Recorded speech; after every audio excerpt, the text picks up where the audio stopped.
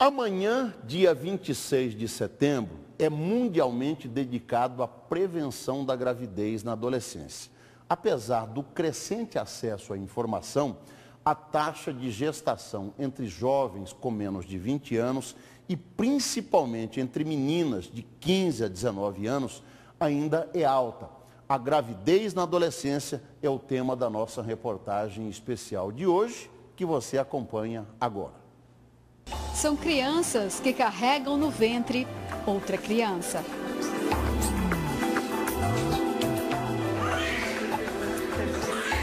Antes do choro assustado do bebê que acabou de chegar ao mundo, são as mães jovens com menos de 17 anos que entram em choque quando descobrem que estão grávidas. Foi um susto para mim, para minha família, para o meu pai, para minha mãe. Eu fiquei assim, muito nervosa.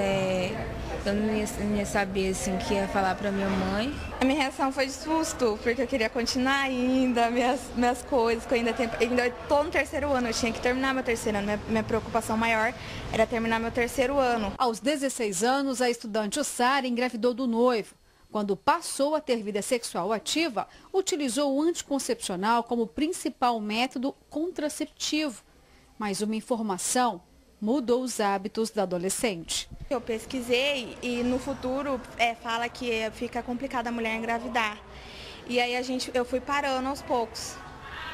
Sem intenção de engravidar, você parou? Isso, sem a intenção de engravidar. E por que você achou que não iria engravidar se você suspendeu o uso dos dois, do preservativo e do anticoncepcional? A gente acredita tanto na gente que não vai acontecer, que às vezes acaba acontecendo. A história de Vanessa, que prefere não mostrar o rosto, é um pouco diferente da Sara.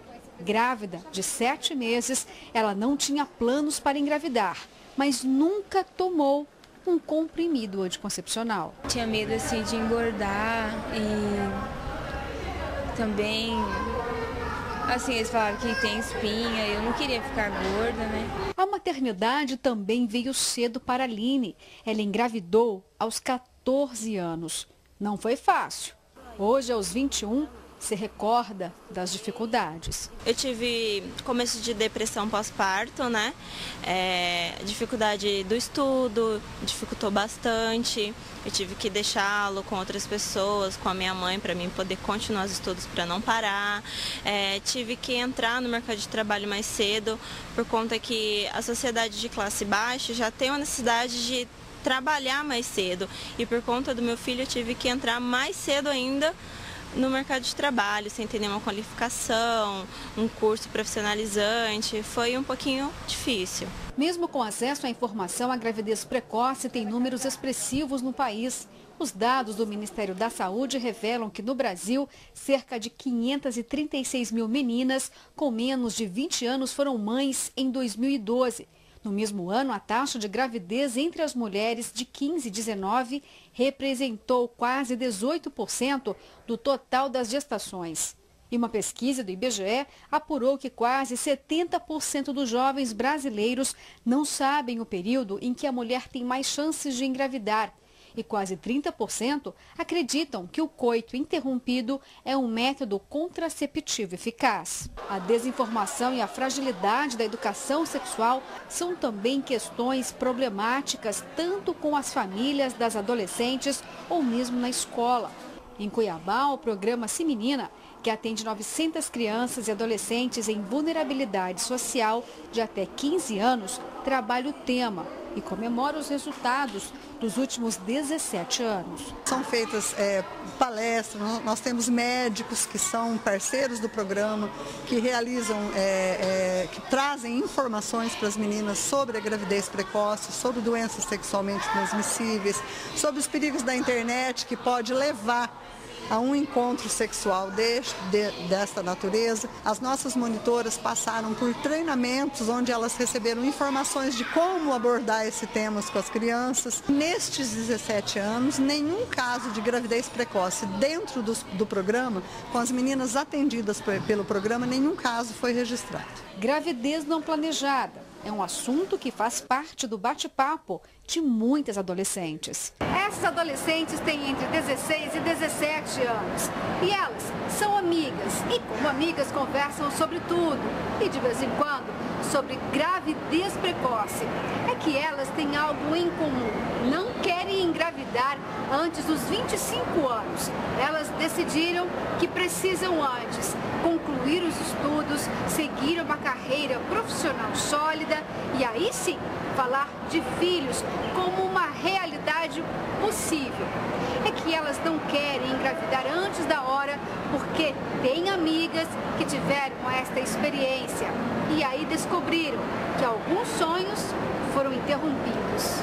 Ela falou que ela já tinha falado com o pai da criança não queria criança de jeito nenhum e ele pediu para ela abortar.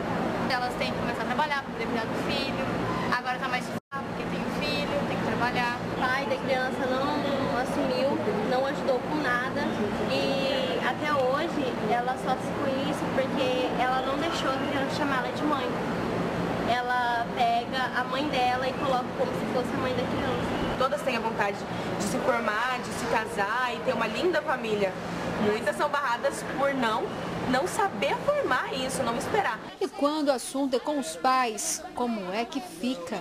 De alguém sentar, falar, olha só, é assim, essas são as consequências, acontece assim, isso não. Para a medicina, a gestação na adolescência requer um severo acompanhamento para evitar problemas com a mamãe e o bebê. Nesta faixa etária, normalmente essas meninas já iniciam a gravidez anêmicas, então a piora dessa anemia. São meninos que têm mais predisposição a ter a doença hipertensiva específica da gestação. Nessa faixa etária também incidem as principais indicações de cesariana, por maior chance de desproporção cefalopélvica.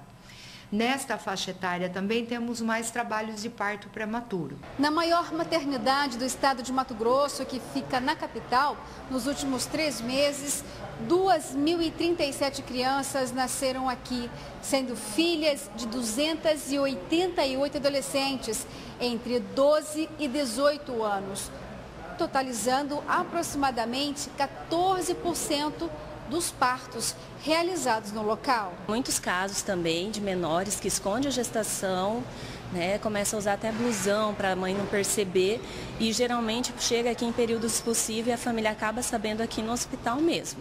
Um risco grande. Um risco enorme, para ela e para o bebê também. Mas tem uma porcentagem também que não fazem o pré-natal, As mães são cientes, porém são relapsas, a isso e acaba não levando a filha para fazer o pré-natal. Também é um risco enorme. Depois que as adolescentes se tornam mães, a grande maioria ganha mais responsabilidade, evita nova gravidez não planejada e depois atribuem aos filhos uma parte da felicidade. Eu não me vejo sem ele, não sei como seria a minha vida sem ele, mas eu sou muito feliz e valeu a pena tudo que eu passei por ele, E as que ainda esperam pelo nascimento já pensam nas boas-vindas. Eu fico assim muito ansiosa, pra ver o rostinho dela. Muito amor, que minha mãe deu pra mim, vou dar em dobro pra ela também. Vou ser igual a minha mãe, educar certo, falar que o estudo é o principal. Nada de parar, nada de essas coisas acontecerem. Mas se acontecer também, eu vou aceitar de qualquer jeito, porque minha mãe também aceitou super bem.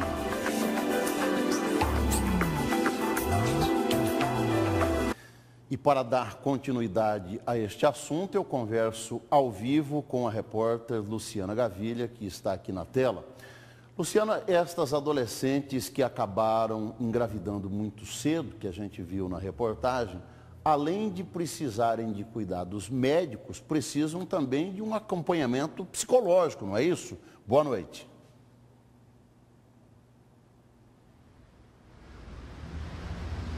Boa noite, Toninho. Olha, de fato, como a mudança na vida dessas adolescentes é muito grande em todos os aspectos, muitas precisam sim de acompanhamento psicológico para que tenham um fortalecimento emocional e aprendam a lidar com a situação.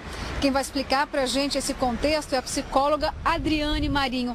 É isso mesmo, acompanhamento terapêutico faz a diferença? Faz a diferença porque a gente está falando de habilidades sociais, de habilidades de como lidar com o sentimento dessas adolescentes, né? O que elas podem fazer para melhorar a relação com esses pais, com o namorado que muitas vezes não ajuda nessa situação, com as vizinhas, com as amigas da escola, com a professora. Então a gente precisa ajudar para que essas adolescentes aprendam a lidar de uma forma saudável ou pelo menos menos prejudicial possível, para que elas aprendam a conseguir lidar com esse neném, porque é uma nova vida que está acontecendo aí, né? Alguns casos são mais complicados do que os outros. Algumas mães passam a ter necessidade até de fazer um uso de medicamento para controlar, né, toda a psique ou não, apenas uma terapia. Na verdade, isso depende muito. A gente precisa tomar cuidado quando a gente fala de medicamento por conta de afetar todo o organismo, né? Dessas meninas. Essas meninas são adolescentes. A gente tem que lembrar que nem sempre elas estão 100% desenvolvidas. Então a gente tem que tomar cuidado para falar sobre medicamento. Mas em alguns casos sim, que a gente tem que tomar cuidado com a ansiedade, algumas entram em depressão, né? Então tudo isso tem que ser levado em consideração. Agora, só as mamães é que precisam muitas vezes de tratamento psicológico ou os familiares também, como a mãe e o pai dessa adolescente? A mãe e o pai dessa adolescente, muitas vezes esse namorado que a gente tem que lembrar que também deve ter 14, 15, 17 anos, né? Então de vez em quando, dependendo do caso, a gente tem que reunir todo esse contexto familiar, sentar todo mundo, entender o que acontece para a gente poder começar um direcionamento.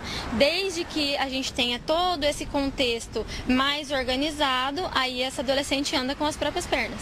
Agora, essa adolescente não passou problemas durante a gravidez, não precisou de tratamento psicológico, mas aí bebê veio e ela é muito jovem. Aí é que pode ser necessário um tratamento, porque quem é que vai educar essa criança? É adolescente? É o pai dessa adolescente? Ou a mãe, os avós? Como é que fica a questão familiar?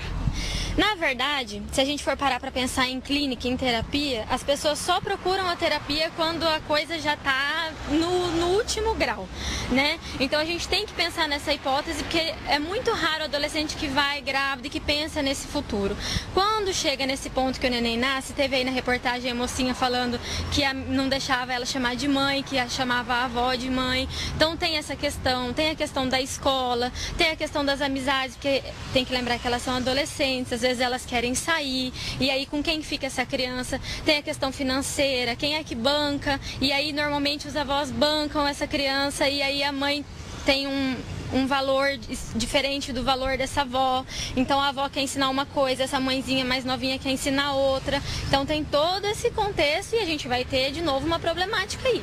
E tem uma criança envolvida. Tem uma criança envolvida que a gente tem que lembrar que está observando, que olha para essa mãe, que olha para essa avó, que aprende, que absorve tudo isso, todos esses sentimentos e que não sabe lidar por ser criança. Ok, muito obrigada pelas informações. Então, Toninho, vai uma dica importante aí para as adolescentes e também para os seus familiares, que uma alternativa possível pode ser sim o acompanhamento psicológico. Eu volto com você. Ok, obrigado.